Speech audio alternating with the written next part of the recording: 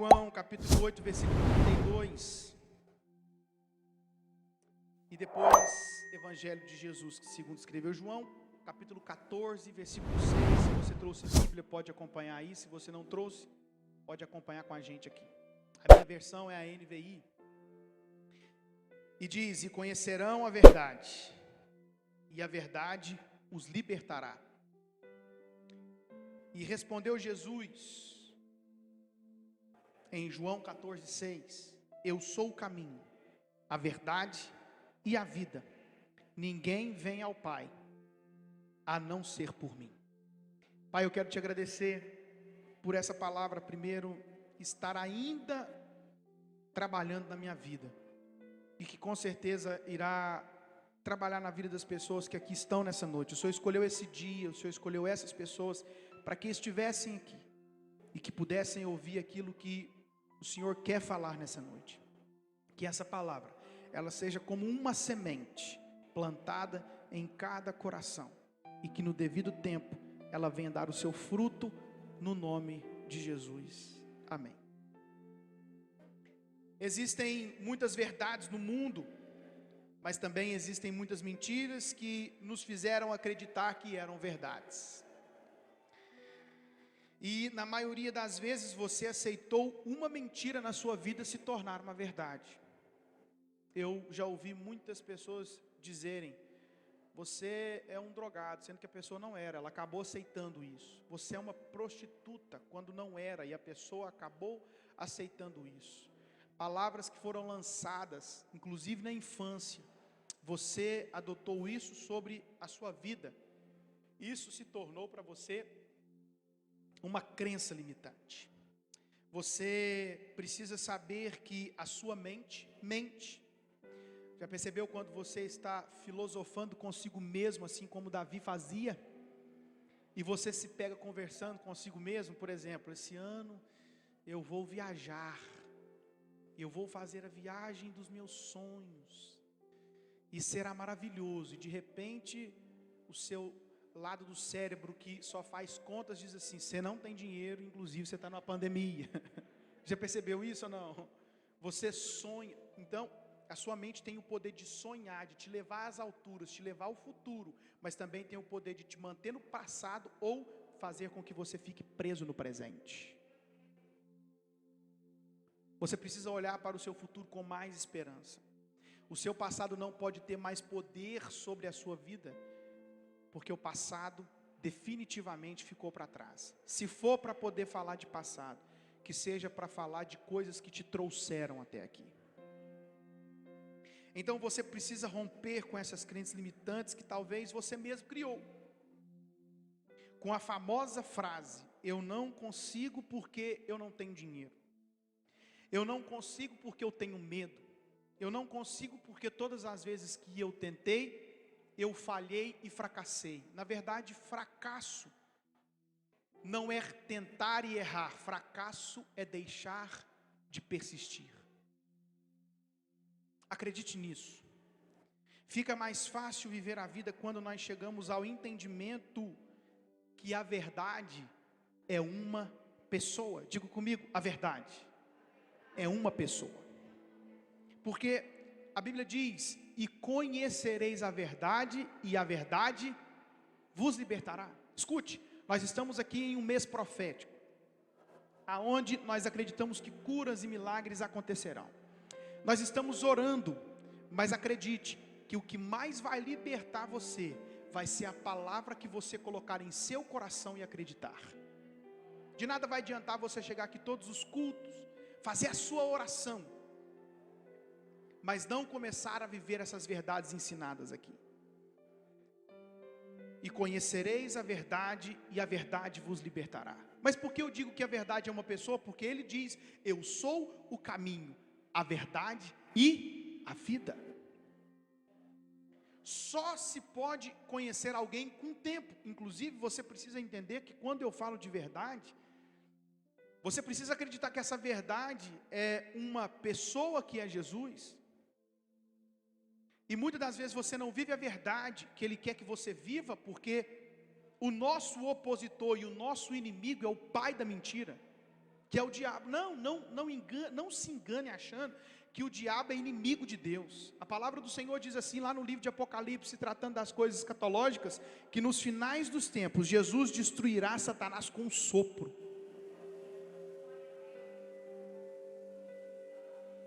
Eu vou dizer para você novamente, a Bíblia diz que no final dos tempos, Jesus destruirá Satanás com um sopro. Então, como que alguém pode ser inimigo de Deus, sendo que Deus o destruirá com um sopro? Mas ele é o meu e o seu inimigo.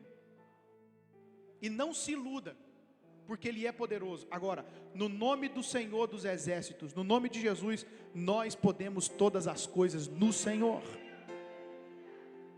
Então, se a verdade é uma pessoa, você só consegue conhecer alguém com tempo. Eu costumo dizer que para ser amigo meu, você precisa comer 1 quilo de sal comigo. E quem cozinha sabe que você não consegue usar 1 quilo de sal em uma só refeição. Você precisa usar ele gradativamente. Então você usa um pouquinho no almoço, um pouquinho no jantar, um pouquinho numa torta. Tem gente que usa sal até no bolo.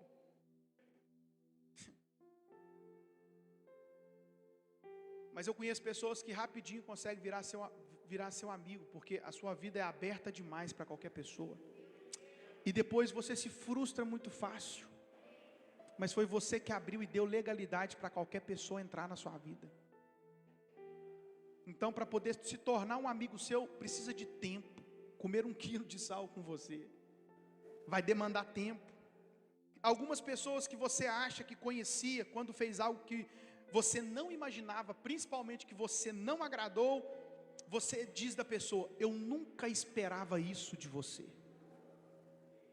Geralmente, essa pessoa já era assim, só faltava uma ocasião para ela demonstrar quem ela era. E às vezes não, de repente a ocasião mostrou que o comportamento, o temperamento dela pode ser alterado por alguma forma. Na verdade, você precisa entender que conhecer Jesus vai exigir de você tempo de qualidade. Existem pessoas que dizem que conhecem Jesus, mas não tiram tempo para Ele. Existem pessoas que dizem: eu conheço Jesus, eu conheço a verdade, mas você não tem tempo com Jesus, então você de fato não conhece. Você nunca vai conseguir melhorar se não souber no que precisa melhorar. E como que eu posso fazer isso? Tire as vendas dos seus olhos, se abra para alguém ao ponto de te dar bons feedbacks. A minha esposa é boa nisso. Esses dias eu fui pregar numa igreja, ela falou assim para mim: eu acho que você exagerou hoje. Eu acho que não precisava ser daquele jeito. E aí quando você recebe um confronto, inicialmente você não gosta. Mas eu comecei a dar ouvido à minha esposa, porque eu às vezes, ela falava as coisas, eu não dava ouvido e depois acontecia. Eu tenho um pastor que ele diz que a esposa dele é o Espírito Santo na vida dele. Então ela disse: você forçou. E eu disse: é verdade. Depois de analisar, eu disse: eu forcei um pouco nessa área mesmo. Eu poderia ser mais equilibrado. Então, receber feedbacks é bom, mas de pessoas que de fato querem ver o seu bem. Eu conheço pessoas que querem dar crítica construtiva sem ter construído nada na vida. Sabe, a pessoa diz assim: eu posso te dar uma crítica construtiva? Então você diz: pode, mas você já construiu o quê? Tem gente que quer dar conselho para você de casamento, mas divorciou 5 vezes. Tem gente que quer dar conselho para você sobre amizade, mas tem amizade com todo mundo, a cidade inteira sabe da vida dela. Então, você precisa entender que existem várias formas do ser humano aprender, mas uma delas é a modelagem. Por isso Paulo diz: sejam meus imitadores. Uma criança faz o que você faz. E como que eu faço para poder conhecer Jesus? Existem ocasiões que geram conhecimento, e o conhecimento gera intimidade. Eu posso dizer para você que eu conheci mais da Marina nos dias que ela estava com dores de contração. Começou na terça-feira, 1h lá em casa, 1h da tarde, às 13 horas. Ela começou a sentir dores leves. Aí, frio, nós fomos comer uma feijoada na casa de um casal amigo nosso. E eu com medo dessa feijoada melar, que ela começou a sentir dores, eu falei para ela, depois da feijoada. Irmãos, e foi a conta de comer a feijoada.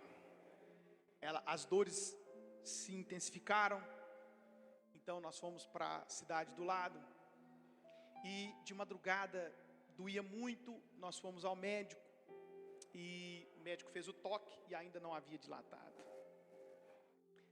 Então nós voltamos pela manhã, umas 8h30 da manhã, no médico dela, e ela estava com 3 centímetros de dilatação. Ela queria parto normal, e eu torcendo para ela. Então, ele falou, você pode ir para casa, e depois você volta, mas ela disse, doutor, está doendo muito, e meu filho está lá em casa, meu filho ele não vai entender esse negócio não. Ele disse, então você vai ficar no hospital.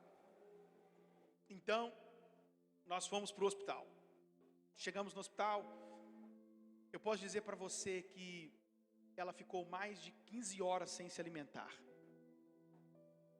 Porque ela não poderia comer muito, porque senão corria o risco de fazer uma lavagem. E também não pôde comer muito, porque poderia correr o risco de precisar fazer uma cesariana. Então ela ficou só na bolachinha de água, sal e suco.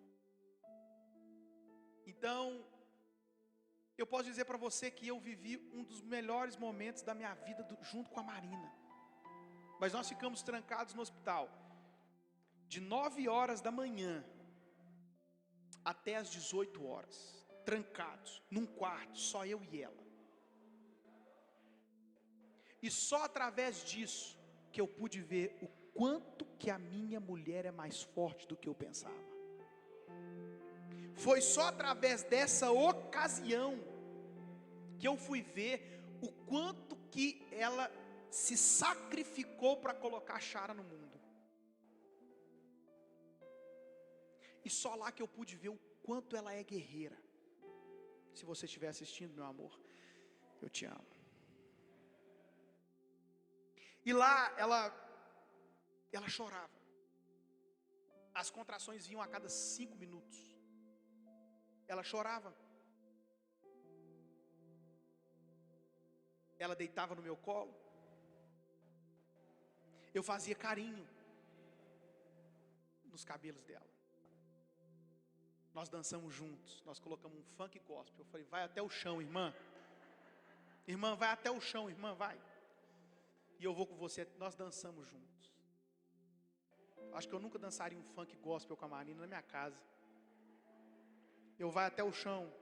Declara sua vitória.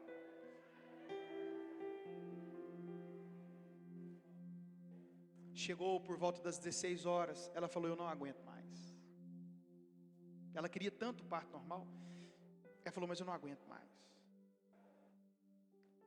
Ela disse, eu não aguento mais quando ela já estava com 7 centímetros. Faltava 3.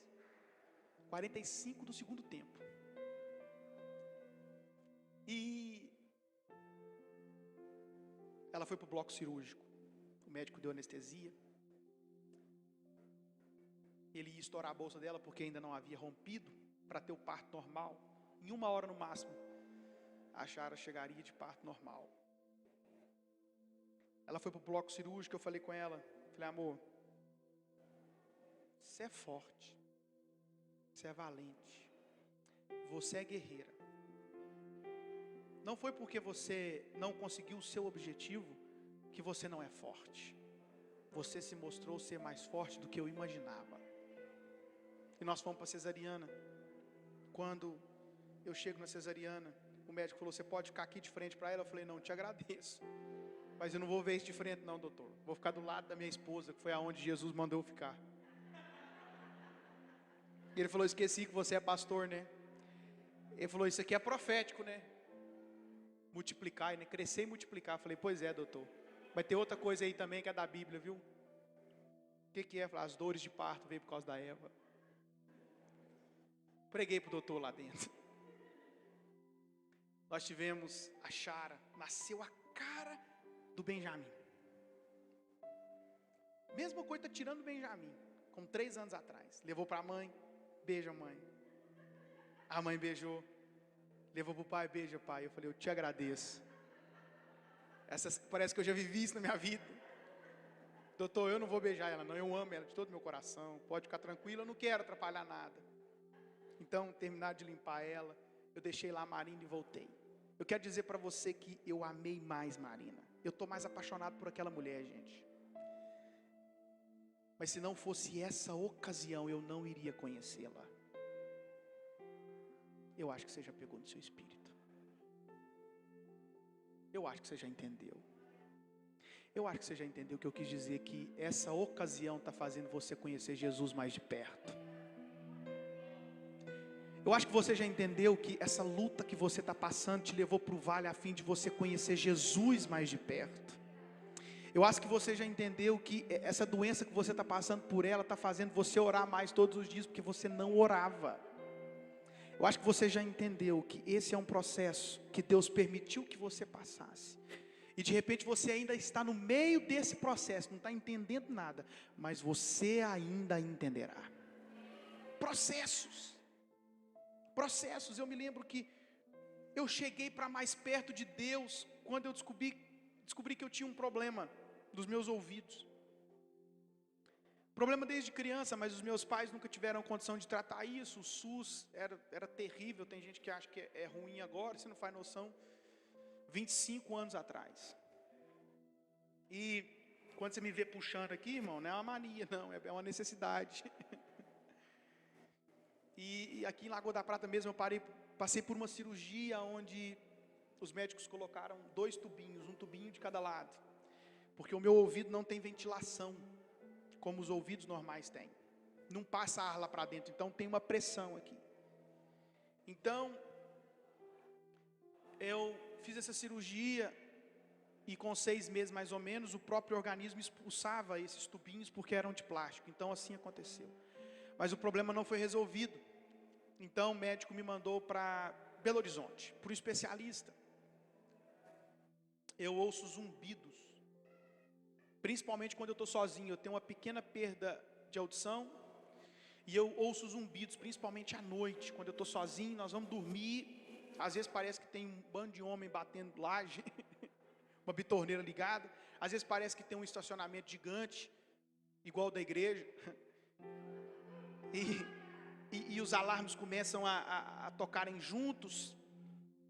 E eu fui para a médica em Belo Horizonte. Fez tomografia, fez uma série de situações que... E ela chegou, ela falou, ó, isso para medicina é algo ainda que está em estudo. Então nós precisamos fazer uma cirurgia em você que vai cortar aqui atrás. É uma cirurgia, toda cirurgia tem seu risco, mas essa é com muito risco. E nós vamos fazer essa cirurgia, mas que também não é certeza do seu problema, solucionar seu problema, porque inclusive seu problema não pode agravar, porque isso pode virar uma meningite. E às vezes eu estou conversando, como vocês sabem, eu estava pregando e meu tímpano estoura. Eu já senti muitas dores de ouvido terríveis. Essa época do ano para mim é a pior época do ano. E ela disse, mas nós vamos operar, mas não tem a certeza da melhora, da cura. Eu voltei para casa e já tem 3 anos. Tem 3 anos que eu não vou no médico. Tem 3 anos. Ô pastor, mas você já sentiu dores? Sinto. Ontem eu senti. Você continua sentindo o zumbido? Continua ouvindo o zumbido. E por que eu estou compartilhando isso com você? Porque talvez você está passando um momento de dor na sua vida, que seja uma doença, que seja algo que você está passando, e eu só quero te dizer que tem alguém que sofre como você. E não é porque Deus ainda não me curou que eu vou deixar de servir. Eu tenho as minhas dores, as minhas noites de medo, eu tenho. Eu tenho medo de ir para um bloco cirúrgico? Tenho. Eu sou um ser humano como você. Eu só estou aqui para poder dizer para você que, apesar desse problema, eu ainda continuo confiando em Deus. Eu ainda continuo acreditando em Deus. Isso aqui não é para fazer você desistir, não. É só para mostrar para você que tem alguém sofrendo como você está sofrendo. que tem alguém passando dificuldades como você está passando. E isso é uma guerra dentro de mim, porque um Deus que criou tudo no haja, não pode tocar nos meus ouvidos. Agora, o seu maior problema é não questionar, sabia disso? Seu maior problema não é orar. E o seu maior problema, sabe o que é? É que às vezes você vai orar para Deus, você fala, ô poderoso, excelentíssimo, inefável, inerrante. Eu chego para Deus e falo, ô Deus, eu nasci na igreja. A coisa mais errada que eu já fiz na minha vida foi tocar uma campainha. Eu nunca fumei, eu nunca bebi, eu nunca prostituí, eu nunca chupei uma bala, que nem gente fica falando que chupa bala aí. Tem gente que sobe aqui em cima e fala, não, irmão, eu era viciado na bala. Eu nunca mexi com isso. Aos 24 anos de idade, quando ninguém quis assumir a responsabilidade do ministério pastoral aqui na cidade, eu assumi, eu deixei os meus sonhos. Eu deixei os meus sonhos. Eu deixei os meus planos, eu queria ser famoso. Eu queria ter minha banda, eu queria cantar, eu gravei um CD. Se isso não fosse possível, eu queria ser um grande executivo de uma grande empresa. Não era o dinheiro, gente. Eu não queria, não era um carrão. Eu não queria, era uma conta bancária gorda. Não, eu queria ser alguém. Eu vim pra cá, eu saí de uma empresa que me pagava muito. A minha esposa deixou um trabalho que ela ganhava muito bem, a oportunidade que ela esperava na cidade. Nós viemos para cá. A igreja tinha 25 pessoas, Deus. Nem a ajuda de custo que a igreja falou que ia me dar, conseguia me dar. Eu voltei para a minha cidade. Eu trabalhava de sapato social, limpinho, no ar-condicionado. Eu voltei para a minha cidade, voltei a trabalhar de servente de pedreiro. Ô Deus, eu larguei tudo, eu estou cuidando da sua obra. Por que o Senhor não pode me curar?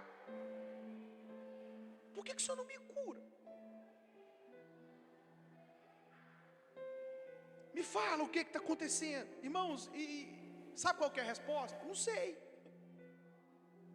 Eu não sei, eu só sei que se Ele quiser Ele pode, mas eu não sei o porquê que está acontecendo. Que eu ainda estou nessa situação. Talvez seja para até hoje ter alguém para dizer para você que você não está sozinho nessa. E se eu for alguém que precisar ser sacrificado nessa área até o resto da minha vida, para dar esse testemunho e dizer que você não sofre sozinho, eu vou aceitar isso.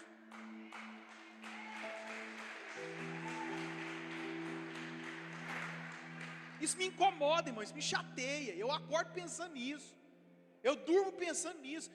E você precisa ser mais verdadeiro. Você precisa ser mais verdadeiro.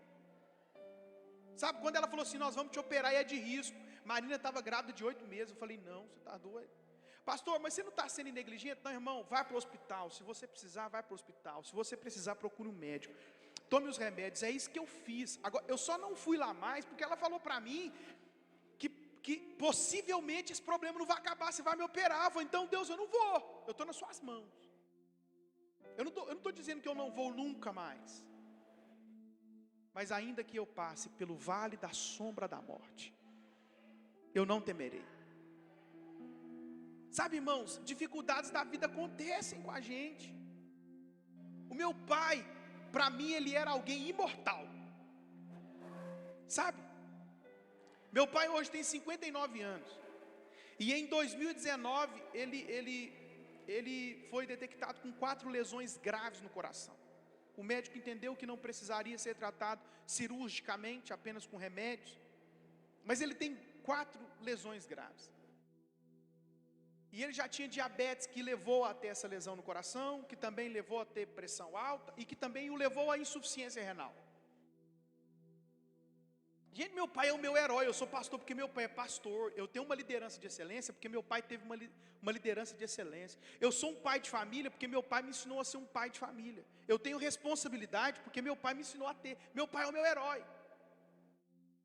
Sabe, nós fizemos a inauguração de primeiro culto aqui, tudo que eu queria era ver meu pai aqui.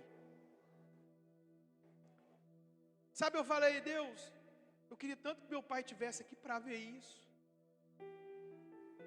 Sabe o que Deus falou para mim? E quem falou para você que Ele não viu? Sabe o que Deus falou para mim? Você está aqui vendo hoje fisicamente aquilo que Ele já tinha visto pelos olhos da fé. Mas aí eu vejo meu pai, sabe, e com tanta luta, irmão, no ministério. Meu pai já chegou, quando a igreja ainda era bem pequena, mas o meu pai, ele deixou o emprego dele na época, quando ele ganhava mais de 4 salários mínimos, aí eu estou falando de 30 anos atrás. E ele chegou para o tesoureiro da igreja, quando o sistema mandava em pastor, ele chegou para o tesoureiro da igreja e falou, o leite dos meus filhos acabaram. Aí o tesoureiro falou assim para ele, mas ainda falta 5 dias para você receber seu salário. Sabe, irmãos, meu pai é meu herói. E aí de repente eu fico de férias em janeiro desse ano, eu volto e meu pai fica internado. Eu passei 4 dias tão difíceis. Eu posso dizer para você, eu quase vi meu pai morrendo na minha frente, sabe? Mas eu pude também, através dessa ocasião, conhecer meu pai mais de perto, sabe? Chegou no momento que ele não conseguiu e eu tive que dar banho no meu pai. Ele falou, filho, tudo que eu queria era tomar um banho. Eu falei, pai, então eu vou te dar um banho, então. Ele falou, não, você não precisa fazer isso. Eu falei, pai, eu vou, vamos lá, eu vou te dar um banho. E eu dei um banho no meu pai. Ele disse assim, ô meu filho, eu estou dando trabalho para vocês. Eu falei, não pai, nós só estamos retribuindo 5% daquilo que o Senhor fez para nós, porque nós nunca vamos conseguir pagar. Nunca vamos conseguir pagar. E você sabe que eu achava que meu pai era forte, mas essa ocasião me levou a entender que meu pai é mais forte que eu imaginava. Ele tem um psicológico muito forte. Eles viraram meu pai de cabeça para baixo no hospital. Ele pegou o Covid, nos dias do Covid ele não teve nada, mas o pós-Covid foi terrível. Hoje meu pai, ele perdeu o equilíbrio, ele estava caindo sempre na casa. Ele anda com passos bem devagar, está se recuperando. E é um pastor, ele é um pastor de 4 igrejas. Ofertou sua vida para Jesus e passa por tribulação. Eu quero dizer para você que o fato de você ser um cristão não te livra de ter dificuldades, irmãos. Sabe, o que me mata na hipergraça, de tanto que as pessoas falam de hipergraça, porque nós estamos no tempo da graça, é que eles esquecem que Paulo também esteve no tempo da graça e sofreu, que Pedro também estava no tempo da graça e morreu numa cruz de cabeça para baixo. Irmãos, o fato de você estar aqui hoje não te livra das tribulações, mas você também não pode esquecer que tudo que está acontecendo aqui hoje é Deus preparando você para a eternidade. Não se iluda, não pare de lutar, não se decepcione com Jesus. Nós nunca aceitaremos, você sabe por que nós nunca aceitaremos dores, nós nunca aceitaremos aflições, você sabe por que nós nunca aceitaremos a morte? Porque a nossa mente foi programada para a eternidade. Então existem coisas que eu e você nós vamos passar na nossa vida, irmão, que não vai ser fácil.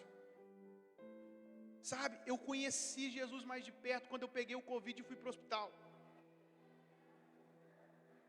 No hospital eu pude pregar para alguém que aceitou Jesus. Se eu ter ido para o hospital custou, a salvação de alguém valeu muito a pena, irmãos. Sabe, nós falamos de uma igreja relevante, e nós falamos de uma igreja com o melhor som que tem. Nós falamos de uma igreja com a melhor iluminação que existe. Nós falamos de uma igreja forrada, sabe? Nós falamos de uma igreja com um telão de LED, com um ar-condicionado. Nós falamos de uma igreja com um belo estacionamento. Irmãos, mas um dia nós estaremos num lugar 300 vezes maior que esse aqui. Mas esse lugar também vai ter ar-condicionado, vai ter um bom estacionamento, vai ter boas poltronas, vai ter um bom ar-condicionado, vai ter uma boa praça de alimentação, e desse lugar nós não sairemos mais. Então, por que o nosso coração não está preso nisso? Porque um dia nós deixaremos de ser movido por isso, mas o nosso coração continuará queimando por pessoas, porque isso só vale a pena porque quem está aqui dentro é eu e você. Então se eu fui para o hospital para mais uma alma poder conhecer Jesus, irmão, valeu a pena. Se o meu testemunho valeu para poder alguém ser salvo, valeu a pena.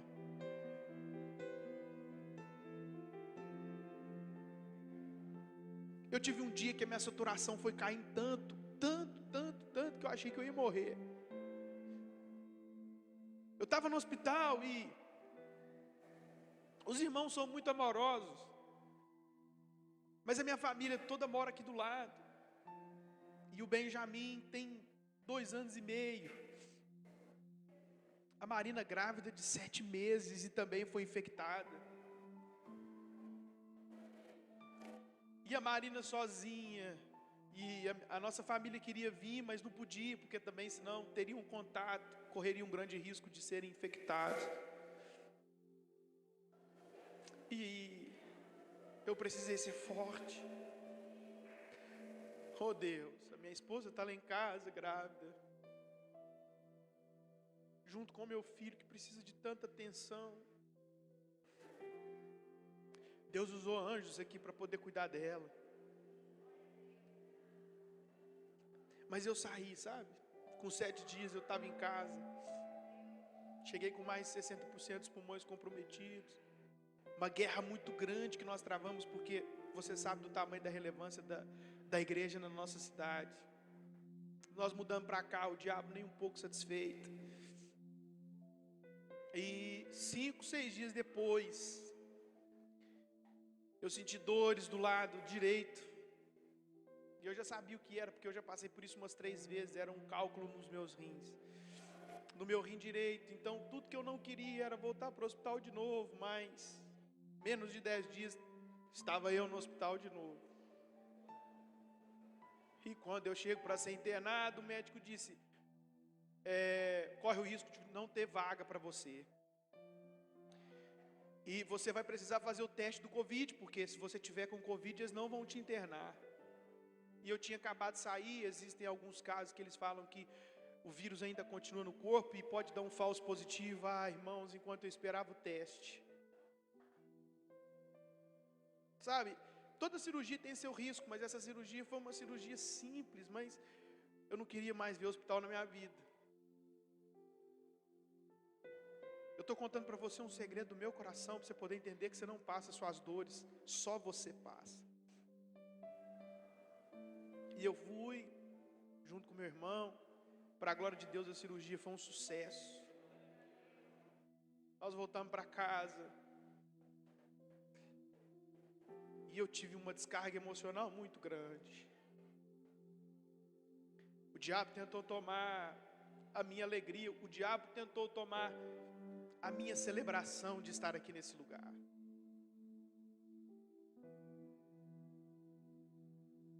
Mas em todas essas ocasiões eu pude conhecer a grandeza de Deus. E como eu não tenho respostas, talvez eu morra com esse problema nos meus ouvidos. Sabe? Porque Deus é que sabe de tudo. E pode ser que eu morra sem resposta aqui na terra, mas lá na eternidade nós vamos entender tudo. Na eternidade você vai entender tudo que você está passando. Não esqueça que tudo que você está passando aqui é um treinamento. Não se iluda, essa vida ela é passageira.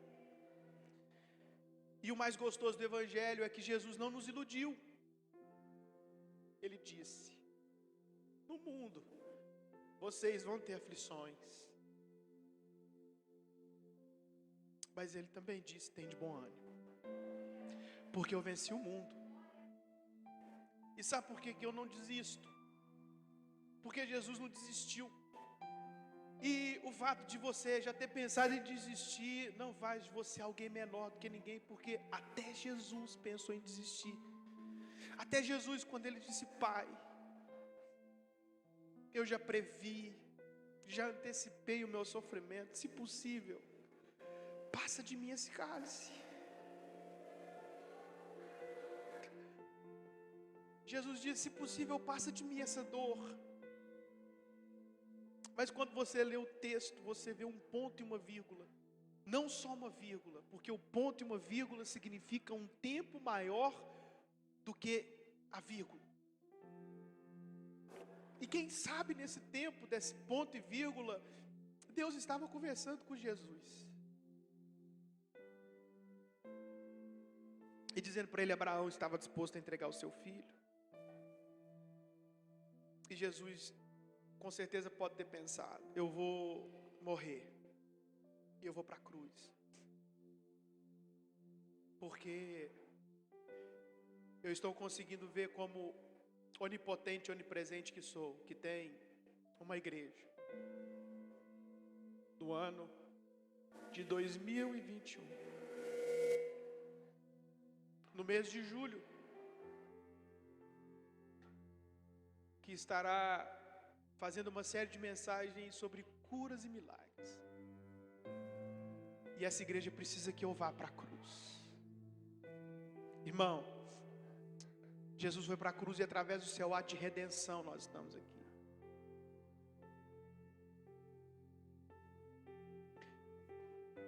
Por meio de sofrimentos você pode conhecer mais de Deus. O livro de Jó tem 42 capítulos. Cerca de 1070 versículos.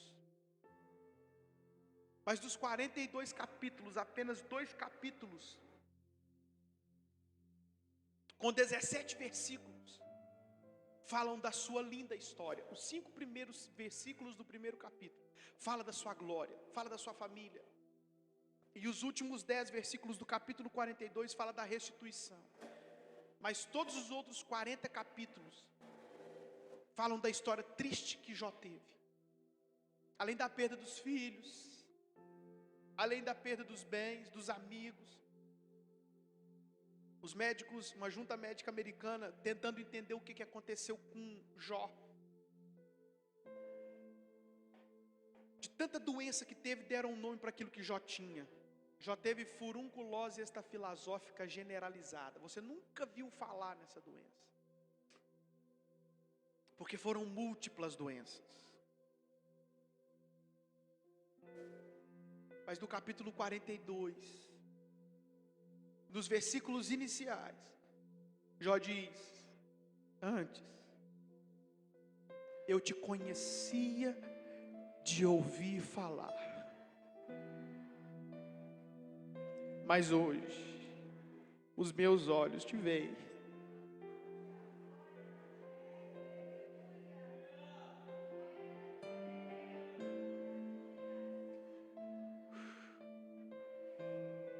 Irmãos, tudo que você está passando, tudo que eu estou passando, está fazendo com que você acredite que você conhecia Jesus de ouvir falar de milagres dos outros.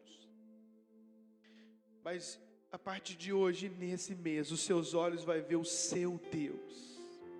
Você conhece o Deus de Abraão, você conhece o Deus de Isaac, você conhece o Deus de Jacó, você conhece o Deus da Joana, você conhece o Deus do João, mas hoje e esse mês você vai conhecer o Deus da Gabriela, o Deus do Juninho, o Deus da Camila, o Deus do Brenner, o Deus do Bruno, o Deus do Alan. Você vai conhecer o seu Deus.